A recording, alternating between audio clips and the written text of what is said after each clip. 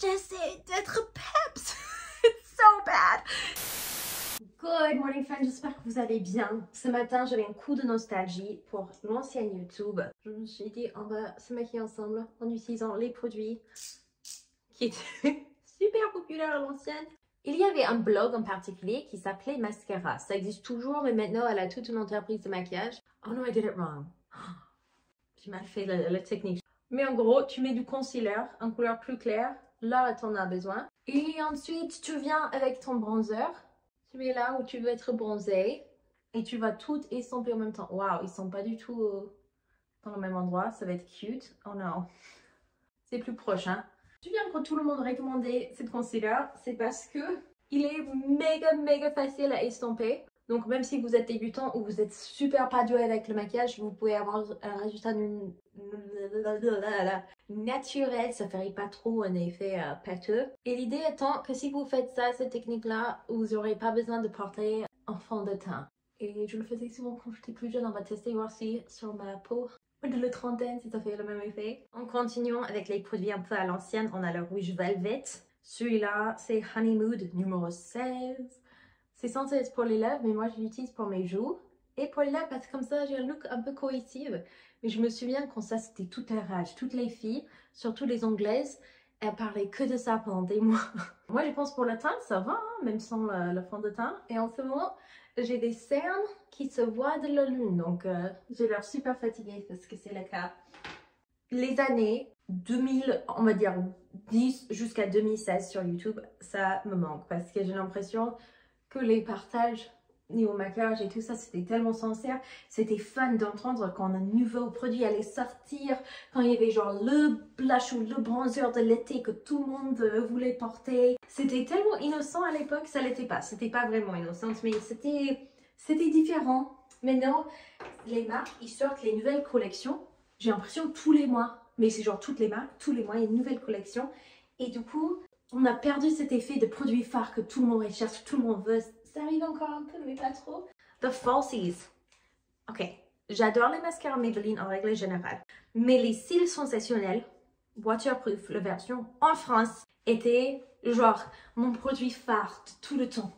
Le meilleur mascara sur terre. Je ne parlais que de ce mascara pendant plusieurs années. J'étais à fond dedans. Donc j'ai acheté le même produit ici au Canada, qui a le même nom mais pas le même packaging. Oh punaise, sur moi, pour mes yeux, c'est pourri.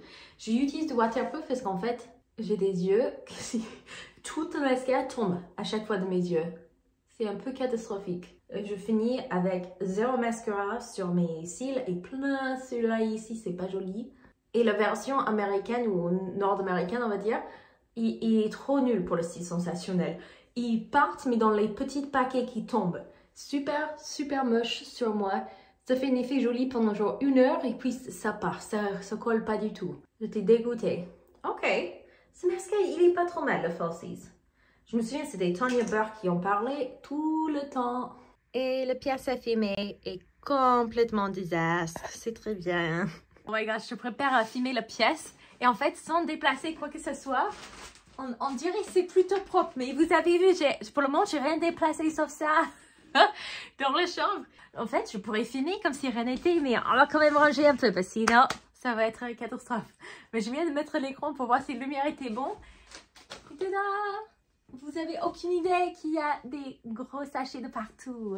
Aujourd'hui, j'ai beaucoup de boulot à faire, mais j'ai envie de ne rien faire du tout. Il y a une entreprise en fait qui m'a embauchée de filmer, d'écrire les scripts de complètement monter, faire tous les sous-titres pour 10 vidéos, des petites vidéos pour les leçons en anglais. Et normalement, je devrais le rendre d'ici 2 jours. Mais la semaine dernière, mon fils, le pauvre, il était super malade. Ce week-end, encore des enfants malades. Et c'était le folie. Donc, pour le moment, j'en ai fini que 4. Donc, ce que je fais quand j'ai beaucoup de choses à faire. Vous avez vu la pièce de ma chambre, ça devrait vous donner une bonne idée de désordre dans ma tête actuellement. Je fais une liste. Tout le monde va être différent pour ça d'ailleurs.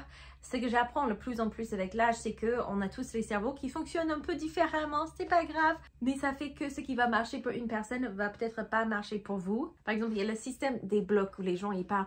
Ouais, plutôt que de faire une liste des choses à faire, vous allez juste dédier 3-4 heures sur votre emploi du temps pour chaque tâche. Et je suis là genre, quand j'arrive à la tâche, mon cerveau, il est paralysé, c'est pas quoi faire. Donc moi, je fais une liste de tout ce qu'il y a à faire le matin sur mon petit notebook. Ok, Patricia. Today, vous voyez comment ça se passe. Oh, aujourd'hui, je suis pas là. Je suis mentalement, il y a besoin d'un repos, du paix un peu. On va arriver. Ok, so, envers la liste. Et puis ensuite, je vais aller en ordre de priorité, essayer de voir s'il y a des choses que je peux mettre ensemble. Par exemple, peut-être signer un contrat et répondre aux mails. Je peux les faire ça dans le même bloc de temps. Et je mettrai un petit timing à côté. Donc, créer ces 6 vidéos qui me restent aujourd'hui très rapidement pour le marque. J'ai déjà fait les scripts. C'est juste une question de filmer, être de bonne humeur et tout monter très rapidement. Spoiler, elle n'est pas arrivée à tout monter rapidement. Ce qui prend le plus longtemps, c'est les sous-titres. Même si c'est en anglais, tout taper et puis le mettre au bon moment où je suis en train de parler. Pour moi, je suis extrêmement nulle pour ça. Hello, c'est le Patty du montage. Du coup, je voulais juste vous mettre un petit info que peu de personnes qui travaillent pas dans ce genre d'industrie connaissent. C'est que, en fait, si vous payez quelqu'un pour faire les sous-titres pour vos vidéos, par exemple, il faut présumer que ça va prendre environ 1 heure de travail par minute de vidéo. Donc, si vous avez une vidéo de 10 minutes, vous devrez payer quelqu'un pour 10 heures de travail. À chaque fois, je sous-estime le temps que ça prend pour faire les sous-titrages parce que je me dis, tu écoutes et tu tapes en même temps. Et ça marche pas trop comme ça. En vrai, c'est long. Certaines personnes sont douées, ils arrivent à faire super vite. C'est surtout pour mettre les paroles au moment plus ou moins que la personne est en train de parler. Tu dois continuer à arrêter et réécouter très souvent pour vérifier. Et du coup, c'est quelque chose, si jamais vous aimeriez faire les vidéos YouTube un jour, vous dites, moi je vais être le genre de personne qui fait les sous-titres pour chaque vidéo, je vous félicite, mais sachez que c'est énormément de boulot. Et si jamais vous aimeriez embaucher quelqu'un, il y a quelques années, il y a 5 ou 6 ans, quand j'étais en France, je me souviens, j'avais regardé les prix. Ils estiment que ça coûte entre 20 et 50 euros par heure de travail.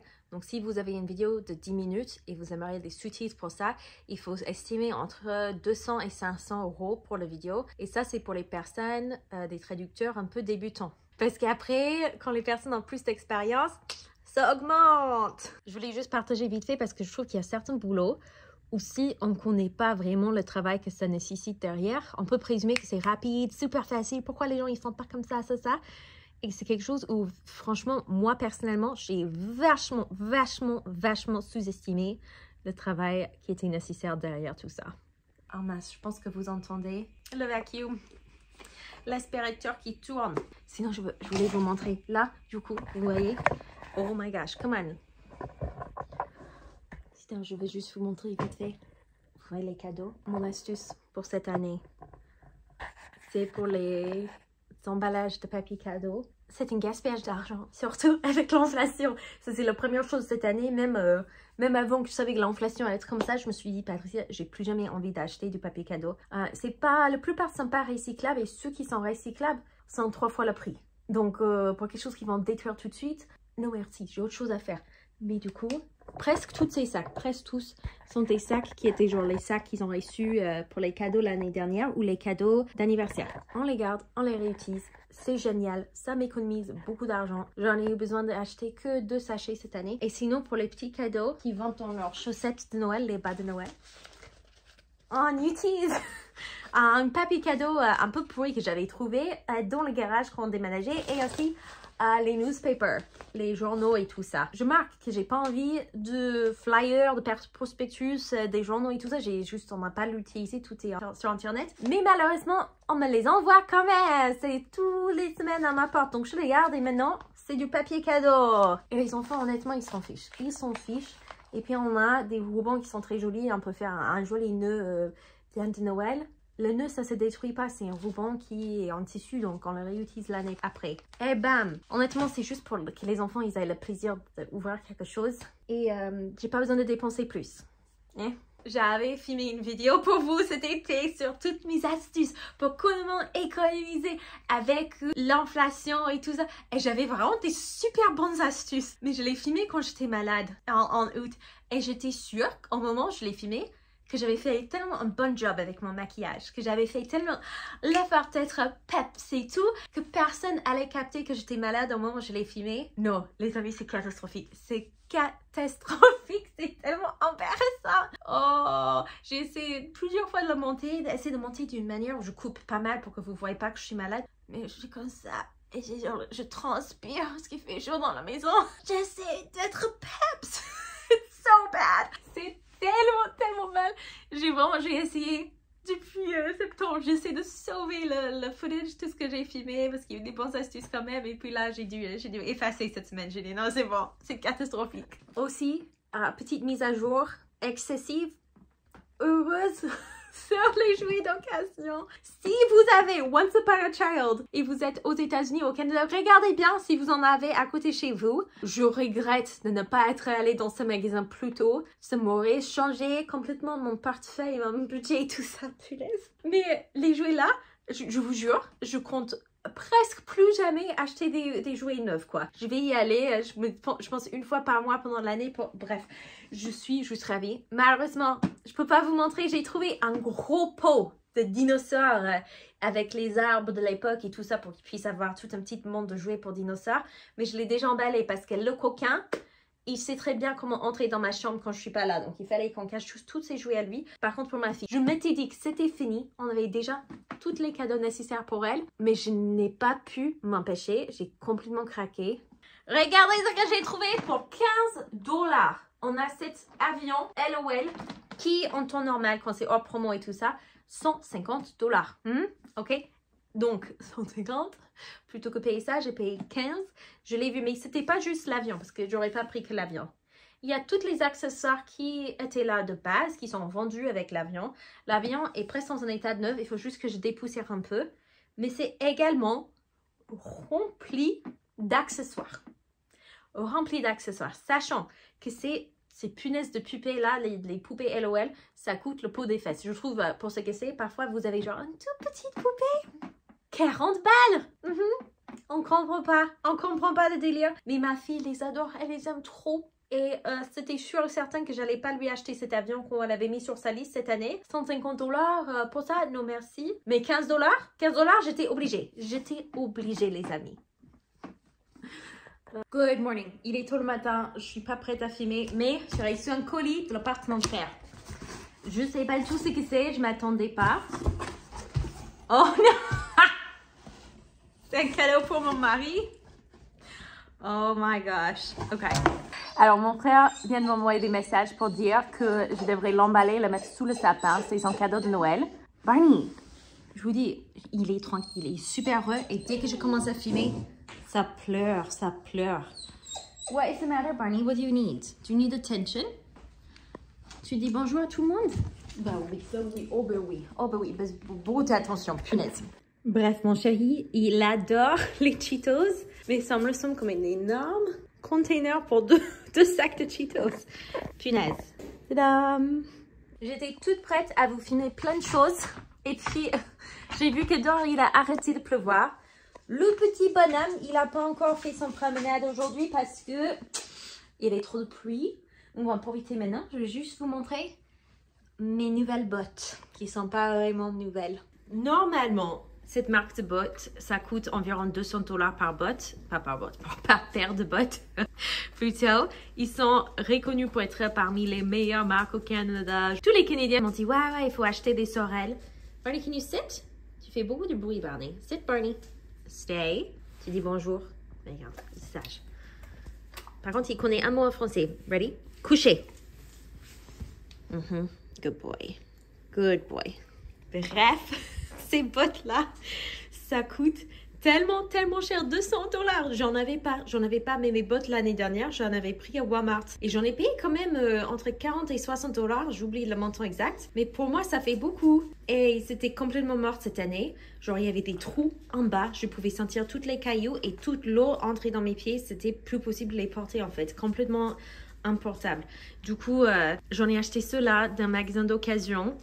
Ils ont l'air un peu usés maintenant parce que moi j'ai usé, mais on dirait quand je les ai achetés, ils avaient été portés qu'une, peut-être 2 fois. Et j'ai payé que 10 $. Les amis, 10 $, je suis trop contente. Normalement, je suis le genre de personne qui est super contre les chaussures d'occasion, sauf pour si elles sont vraiment en état neuf et tout. Là, ça se voyait qu'elles avaient été portées peut-être 1 à 2 fois parce qu'il y avait un peu de terre sur les sols, mais sinon à l'intérieur, ça avait l'air complètement neuf. Donc, je les ai bien désinfectées. Mais avec l'inflation, il y a plein de choses, des priorités que je dois revoir. Parce que l'inflation, ça nous fait un fort coup, quoi. Ça fait pas de bien. Et on m'avait dit récemment sous une vidéo que c'est la même chose en France, que vous avez beaucoup de choses où l'inflation vous gonfle aussi. Et je ne sais pas si c'est pareil en France, mais ici, ils ont des preuves qu'en partie, il y a vraiment un petit pourcentage d'inflation, mais c'est surtout les marques qui ont compris qu'ils pourraient gonfler leur prix autant qu'ils voulaient et que les gens soient obligés quand même d'acheter des choses, surtout pour la nourriture ici. Le prix de la nourriture, c'est hallucinant, c'est hallucinant. Certaines choses ont triplé en prix, je ne comprends pas. Et pourtant, c'est pas que, voilà, le prix, ça coûte plus cher pour les chaînes de supermarchés. Non, non, les chaînes de supermarchés, ils en tirent des profits records, les profits des milliards et des milliards plus que d'habitude. Et ils continuent à augmenter leur prix pourtant. C'est horrible. Parlant d'argent, si vous aimeriez soutenir ma chaîne pour moins que le prix d'un café par mois, vous pouvez vous abonner en tant que membre de cette chaîne. Je vous partage un peu plus sur ma vie dans la secte américaine. Là-bas, je vous partage les choses quand je les avais partagées sur d'autres réseaux sociaux. Jamais même sur YouTube, je n'osais pas encore. J'avais eu des membres qui ont pété des câbles parce que ce sont des secrets, il ne faut pas dire. Donc voilà. Toutes ces infos, je suis en train de les publier petit à petit sur cette partie de ma chaîne pour uniquement les membres. Voilà, voilà. Et ça pourrait vraiment m'aider pendant cette période de la vie. Je vous serais super reconnaissant. Je vous fais plein de bisous. De bisous. Oh là là, ça ne veut rien dire. De bisous. Ciao, ciao.